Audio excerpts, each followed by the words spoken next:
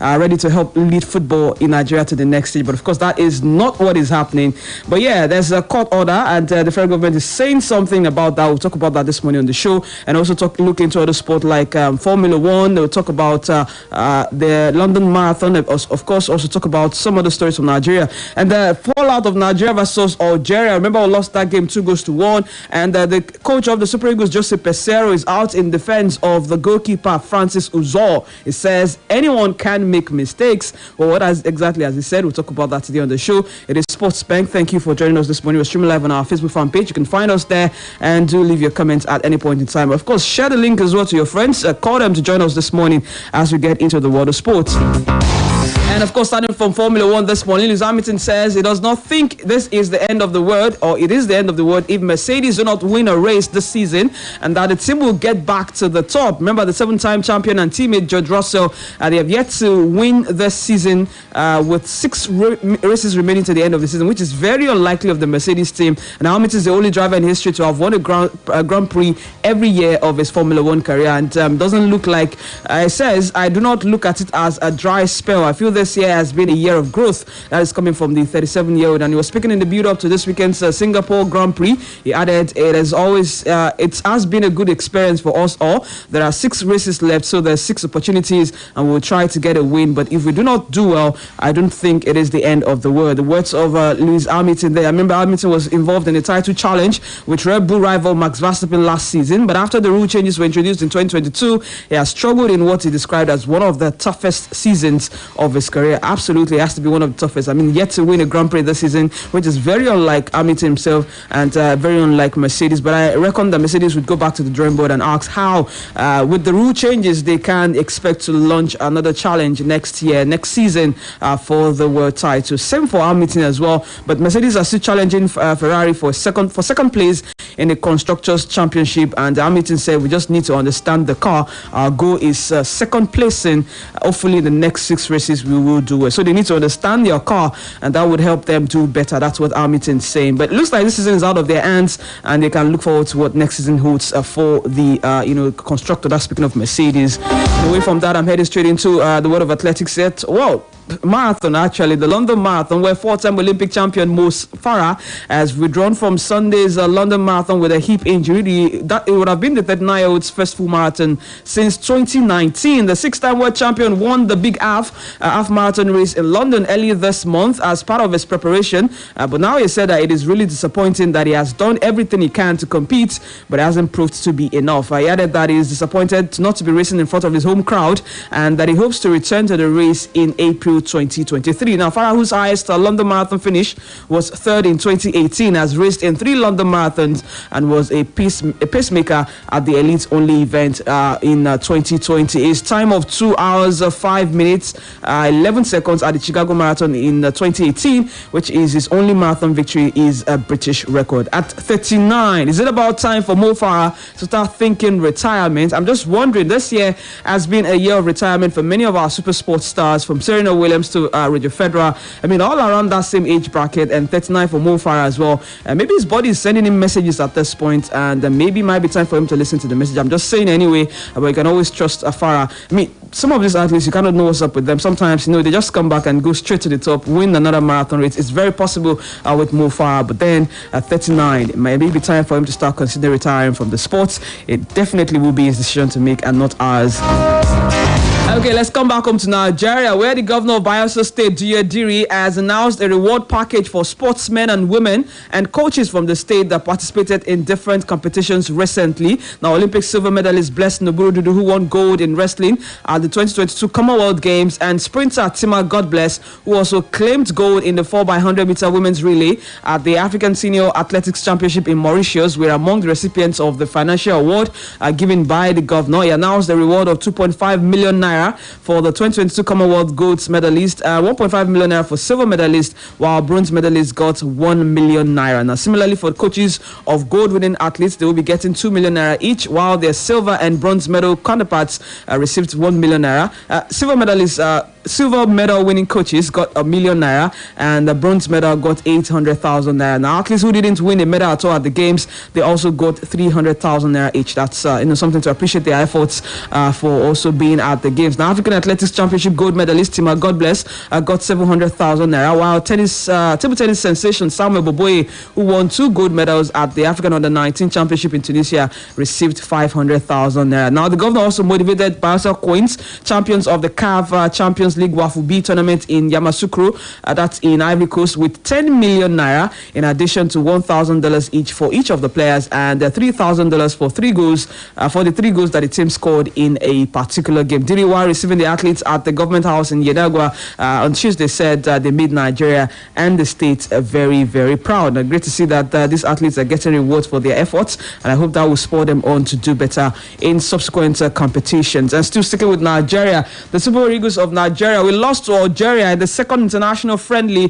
2-1. Of course, the second goal, which was very, very disappointing, I should say, courtesy of Francis Uzoho, and the mistake that he made in goal. Badly positioned for that goal, and he was beaten by a 28-yard shot by Youssef Attal after the corner kick was poorly cleared by the Eagles. And of course, it's not the first time that Francis Uzoho has been, beaten by a long-range shot. Like I said yesterday on Just Football, remember that game against Ghana where Thomas Partey, fired from outside of the box, and that ball landed into the net. And Pesero has leapt in his defense and says anybody can make a mistake, but the first big mistake was our second goal. According to Pesero, we scored a clear goal, and the referee said offside. It was not offside. Everybody can see that it was not offside. He was also pleased with the centre-back pairing of Calvin Bassey and Kevin Apoguma in the defeat. He said, and I quote, "We did a fantastic job in defensive possession. I think we can do more in offensive possession. We can control more of the ball, and we can show more character and be more aggressive." But hey, I'm all about what he said. Defending Francis Uzoho. It is okay to defend your players. Absolutely, I understand that. I agree with that,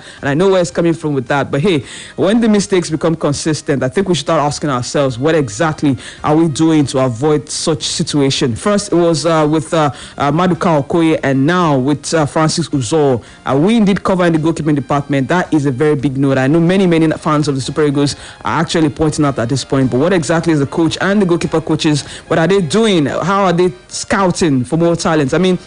We've always said that we want, the best of the best players who are playing day in, day out with their teams, having national team call-ups, getting into the national teams, but our goalkeepers hardly find playing time at their respective clubs, and here they are. I hope that this kind of mistakes won't lead us into the African Cup of Nations. Of course, it's one of the things that got us knocked out of the World Cup campaign anyway. But here Pesero says he remains optimistic that he is on course to win the next AFCON. He says, and I quote, "I am more confident than before after this match. One more step to that challenge to win the AFCON. Of course, before that, we need to qualify. We need more campaign. We need more friendly matches because we want our team to play at the high level. For that, we need to improve our organization, try new dynamics, new set pieces, work hard, and believe that we can be better. We have the talents, but we have to improve in our organization." The words of the coach, Jose Pesero there. I'm very sure this is something he should be telling his players and his coaches. Maybe not exactly telling Nigerians, because it is his job to get done, and we want to see workings at the end of the day. Like I said, his record so far with the Super Eagles yesterday, all of the friendly games that he has played, he has lost every single one of them, but the 2 competitive games that he has played, he has won. Although, in my opinion, not the highest of opponents. No disrespect to those opponents, but I hope that we can actually get something done credible and start seeing credible results with from our players and of course from the coach itself. And away from that, let's talk about the election. We're supposed to be having an election into the board of the Nigeria Football Federation to know who the next president of the NFF will be, but that election looks like will not be coming up tomorrow, after the federal government yesterday in Abuja urged stakeholders in Nigerian football to remain calm and abide by a September 15 order of the Federal High Court. Now, the Nigerian Football Federation has scheduled the elections for Benin. That's tomorrow, but the elections now looks like won't be going on because, according to the Permanent Secretary, Federal Ministry of Youth and Sports Development, Ismaila Abubakar, in a statement released yesterday, said the federal government wanted the stakeholders not to do anything or take any further steps, particularly as regards the election. They said the ministry was not oblivious of the recent developments concerning the NFF Elective Congress, which was initially scheduled for tomorrow. And in the statement, the ministry is also aware aware of the Federal High Court order by Justice R.E. Ekwo on the 15th of September, whereby the court had directed all parties, including the NFF and the Ministry of Youth and Sports Development, to maintain status quo ante pending the final order of court. So they are saying they're urging all stakeholders and elective Congress generally to obey that court order and not go ahead with any plans of election tomorrow. That means that, the election will not be going ahead. But then, how can we put an end to all of the squabble? How can we put an end to all of this, distractions, I should say, and just come together with a goal to conduct a peaceful election, elect somebody who has, who has the brightest idea to help Nigerian football, to lift Nigerian football to the next level? That is what we should be talking about at this point. And I'm hearing that some of the contestants are beginning to drop out of the challenging for a seat in the NFF as the president and other positions just because of this court order. Well, it's left to be seen what exactly will be done and when exactly we're going to have this election into the NFF. And we need to go on a very quick commercial break. We'll return. We'll continue with Sports Bank this morning, where Tunisia Football Federation has denounced racism that marred that 5-1 defeat to Brazil in Paris. After this break, we'll talk about that. Be back. When I finish downloading this show like this, I will go straight to Tayo's house to eat sweet jollof. Then enjoy this movie on YouTube. It's just that Tayo will now start disturbing me to turn on my Wi-Fi for him when he can easily enjoy data bonus with MTN for me. With MTN for me, you will get 100% data bonus and discounted data bundles just like that. What are you waiting for? Dial *121# to get started with MTN for me. Clear your boss, make you power your voice. Make you take shot to Los Angeles. I beg you take shot to Los Angeles. Los Angeles. No. Free your throat, make you lift your voice. Make you take Los Angeles. Contain 5 natural active ingredients. Think natural. Think Chateau. Natural sore throat reliever. If symptoms no go after 3 days, consult your doctor. Chateau lozenges. Now quality products made by Shalina Healthcare. Chateau lozenges. Èèyàn mi bàtà yìí mà lélẹ̀ ó báwo ló ṣe rí ojúlówó ẹ̀rà ó lọ sókè òkun ni àbí báwo.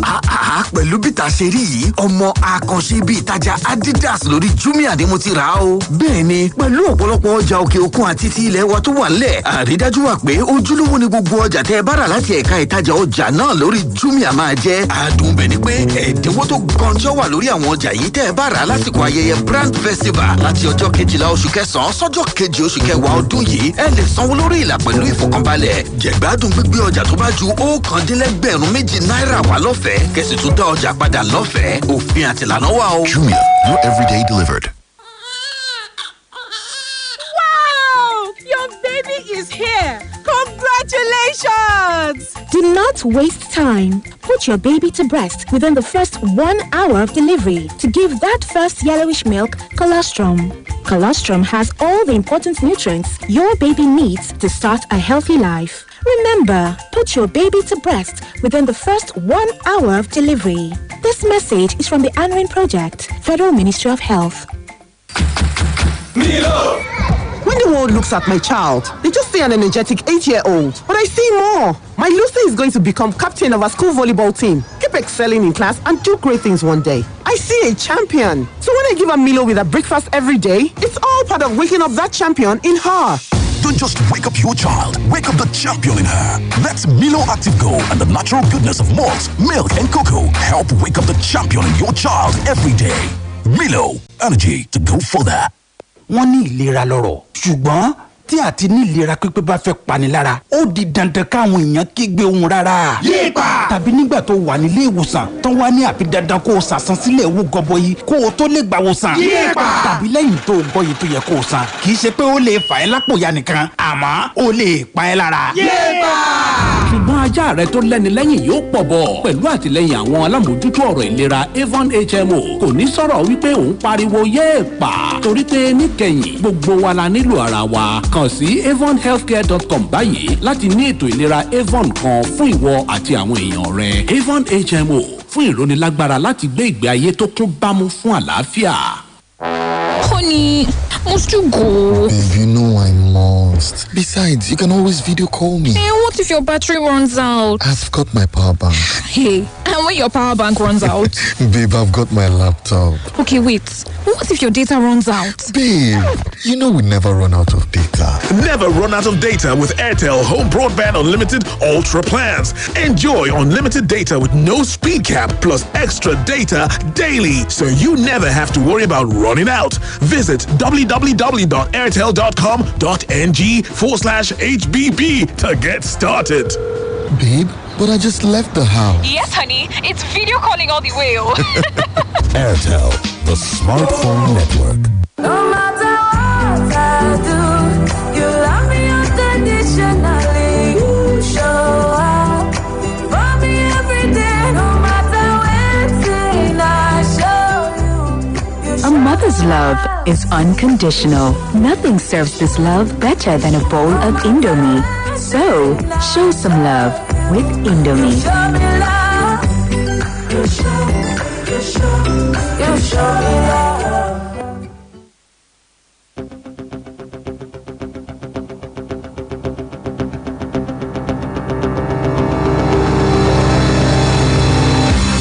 Okay, thank you for keeping along with us right here on Sports Bank on Splash 105.5 FM, your favorite breakfast sports show on radio. And moving on the show this morning, Tunisia Football Federation has announced the racism that marred Tunisia's Tuesday's 5-1 defeat in Paris, where Brazil's Richarlison had a banana peel thrown at him. Now, while the FTF waits confirmation that it was indeed a Tunisian who threw the banana, it has condemned the action and says it will apologize unreservedly. They announced in a statement, and I quote, "We strongly condemn any practice of racism that may occur in any stadium in the world. If the identity of the person who threw the banana is confirmed as being Tunisia, we apologize on behalf of him and on behalf of all Tunisians present at the stadium, and who reaffirmed that the Tunisian fans are a phenomenon. We are surprised by ignoring the ideal behavior of the overwhelming majority of the Tunisian fans present, whose number exceeded 40,000. Indeed, some chose to insult Tunisia by insisting that the person who threw the banana is Tunisian in the absence of any evidence proving their identity, especially with Brazilian and other foreign countries' fans present in the stand." That was the statement of the Tunisian Football Federation. They've apologized, but then they also criticized spectators who booed the Brazilian national anthem while failing to mention the use of lasers aimed at several Brazilian players as well as the referee. Man, a lot of terrible behavior, I should say, from fans. Also in that game against Algeria for Nigeria, we saw the Algerian fans using lasers as well. They used the lasers against Brazilians and the referee in that game against Tunisia. And Tunisia has released a statement condemning those who said the person who threw the banana peel was a Tunisian. But then they also failed to talk about the use of lasers that was aimed at several Brazilian players, also with the referee. I hope that FIFA is also looking into all of this. I mean, we have to condemn that, especially the use of lasers. We have to condemn that, as well as condemn other racist, action as well. FIFA announced yesterday that they've already launched an investigation into that, and they're going to be, whoever is found guilty is going to be severely punished. That's what they're saying. I hope this punishment will bring an end to issues like this. And at the forthcoming finals in Qatar, Tunisia will meet Denmark, Australia, and defending champions France in Group D, where they are playing. And speaking of the World Cup, Denmark says it will wear toned-down shirts for the World Cup to protest against host Qatar's human rights records and its treatment of migrant workers. Now, kit provider Hummel has also designed a third kit, which is all black, to represent the color of mourning. Now, Hummel said it does not wish to be visible in a tournament it claims has cost thousands of lives. In their words, we support the Danish national team, but that isn't the same as supporting Qatar as host nation. The words of Hummel, they're supporting Denmark by producing toned-down shirts and also producing an all-black third kit as a sign of mourning, because they say that they do not support the human rights issues of Qatar. And as part of the design, Denmark badge is also toned down. Their playing kit will be a plain red home shirt and an all-white second kit. Denmark's training kit sponsors will also redraw their logos to give room for messages critical of Qatar. Now, Qatar officials had previously disputed the figures on the death of migrant workers working on worker facilities, saying that the actual total figure at the time in 2021 was 37. Then the email is is saying that they do not agree with that. And other nations have been responding to that as well. They've been applying extra pressure on FIFA over human rights concerns in the build-up to the World Cup, which will be starting on the 20th of November. England's captain Harry Kane plans to wear a One Love armband during the World Cup as part of a campaign started by the Netherlands to promote diversity and inclusion and also stand against discrimination. We also have countries like Belgium, Denmark, France, Germany, Norway, Sweden, Wales, and Switzerland also supporting the initiative. But Denmark are the one who have made the boldest move yet, as far as I'm concerned, by deciding to wear toned-down shirts in protest of human rights record right there in Qatar ahead of the World Cup. I hope I'm expecting to see more of this, honestly, because I believe that many teams will begin to speak out against this human rights issues as we head into the World Cup right there in Qatar. What are you saying on Facebook this morning? There's lots of comments here, and I'll be going through one of each of them here. Smart Michael says Okoye flopped against Algeria Team B. Uzor flopped against Algeria Team A. Blessing, why is it so difficult to replace Enyama? That's a rhetorical question, I tell you, because I do not have an answer. And what's with Maguire's United jersey? What are you saying? I do not understand. Are you referring to my jersey? I'm putting on United jersey. I don't know if that's what you're referring to. But then it says, I beg we all need all hands on deck to beat Spurs on Saturday. No distraction. That's speaking of the North London derby coming up this weekend. Well, club football returns this weekend, and it is derby galore. From the North London derby, Arsenal against Arsenal, to Crystal Palace at home to Chelsea in the London derby, and Manchester derby on Sunday, Manchester City and Manchester United. Ayatoma Klisi says, Blessing, I think we should look inwards to solve our goalkeeping problem. I remember that Vincent Enyama was plying his trade in the local league when he was taken to the 2002 World Cup. I agree with that. But then, what players from the home team are we going to call upon at this point? That's the question. Oluwakayode says, good morning. Everything is not right. The peeps killing our football. They should keep their politics away from football matter, please. Thank you very much. We're going to join our partners at the BBC for the BBC Premier League update. We'll be back in a bit to continue to wrap up Sports Bank, basically. BBC Premier League update from the home of Premier League football. Hello, I'm Adam Samuel at the BBC Sports Centre. Spurs and Brazil forward Richarlison says racism will continue every day and everywhere unless the authorities punish perpetrators after a banana was thrown at him during Brazil's 5-1 win over Tunisia. The incident took place as he celebrated scoring Brazil's second goal in the Paris friendly. South American football journalist Renata Mendonca says stronger punishments are needed.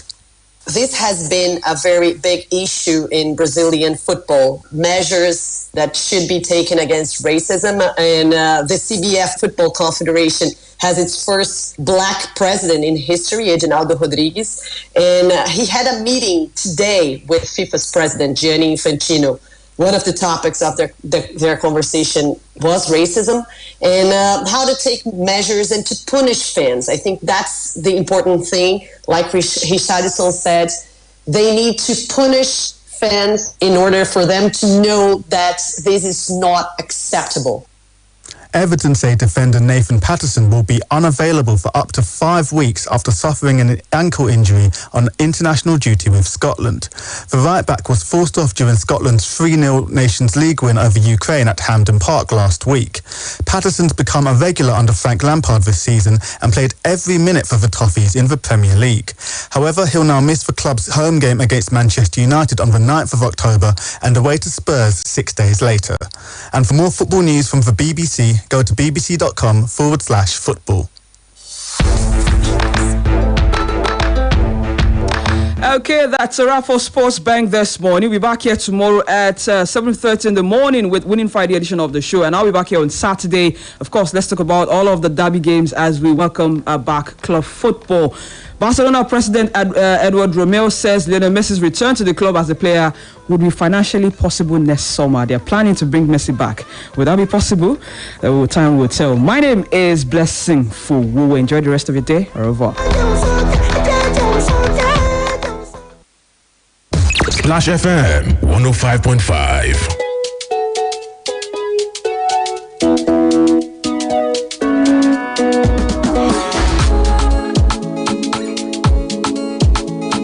Are you looking for an insurance company you can entrust with insurance needs and be rest assured? Or do you need an insurance company that gives you peace of mind? Then look no further. North Takafo Insurance Limited is here just for you. We all know that it is important to have insurance because in life things happen and sometimes they're out of our control. And when you have a reputable and trusted insurance company, you can be rest assured knowing that you're covered. Here's what you need to know about North Takafo. North Takafo is the first full-fledged composite Takafo insurance operator in Nigeria with 100% indigenous Nigerian shareholding. In case you haven't heard the word Takafo before, I'm sure you're already wondering what that is. Takafo is derived from a word meaning guarantee. It is a form of joint guarantee whereby participants mutually agree to guarantee each other against losses. Operationally, Takafo refers to participants mutually contributing to a common fund to have mutual indemnity in the case of peril or loss. You know, I really like this concept because the way it operates, everybody involved is covered against losses. No Takafo offers a win-win insurance benefit for its customers. Like I said earlier, participants here get to enjoy mutual indemnity. If you insure with No Takafo, you can either win through claims which are promptly settled or surplus if you don't make a claim during the period of your coverage. Wow, that's amazing. My God. No Takafo Insurance is on a 1-week roadshow in Ibadan. Look out for them in a location near you and find out how you can benefit from No Takafo Insurance. Don't forget that with No Takafo, it is a win-win insurance for you. No Takafo Insurance, your win-win insurance. For more information, you can contact No Takafo Insurance Limited on 0809 944 4448 or via No Takafo's email address, which is help@notakafo.ng. Don't forget that you can reach them on 0809 944 4448. Also via their email address at help@notakafo.ng. No Takafo Insurance, your win-win insurance.